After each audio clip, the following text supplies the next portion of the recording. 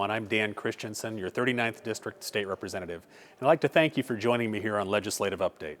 Well, we're back in Olympia in a scheduled 60-day regular session after only a 3-week hiatus from a 17-day special session. And I'm sure it comes as no surprise to you that we still have the issue of a $1.5 billion shortfall in the budget before us. The governor continues to act as if the budget problems all came down as a surprise in 2009.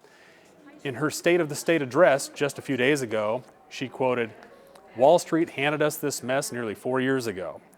But there's no surprise here. The reality is that the legislature got us into this mess by overspending and refusing to put money in savings for a rainy day.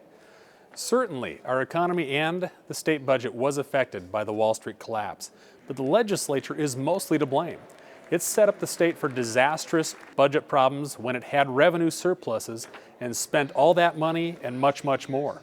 I warned back in 2007 during an interview on TVW that we needed to be taking more aggressive steps to set aside the surplus for hard times. I said during that interview, economists know that every 10 to 12 years or so, we're going to go through a recession. Quite frankly, we are due for one in a short amount of time, and we've got to be prepared. But we were quite unprepared when we entered this recession because the legislature was spending far more money than it was taking in. You know, I really appreciate hearing from you, and many of you have written to me, and you get it. You understand that when the money runs thin in your paycheck, you just don't run down to the store and buy a new TV or an iPad. No, you take care of your most pressing needs. You prioritize your spending.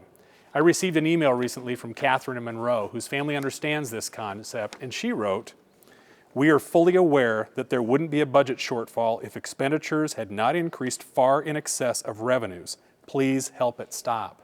And Catherine also asked me to, in her words, speak with relentless clarity regarding the definition of a cut. She probably heard the governor say during the State of the State address that, quote, "We have cut and cut a projected $10.5 billion. But that's just not true. Those are what I call Olympia cuts. The Associated Press got it right in a story back in November when it wrote, "Many of the hundreds of millions of cuts Greg Warr and other Democrats have tallied are simply automatic spending increases that didn't end up happening at all." That's right, it's the increase in spending they wanted but didn't get. So now they're calling it a cut. Catherine in Monroe also said, "In my view and my family's view, cuts in projected rates of increases are not cuts at all. But the governor is using these figures as a way to say we can't cut anymore. We need tax increases.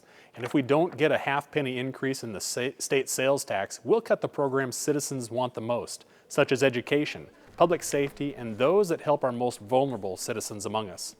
Here's the bottom line, folks. State government will be receiving nearly $2 billion more in revenue than the previous budget cycle.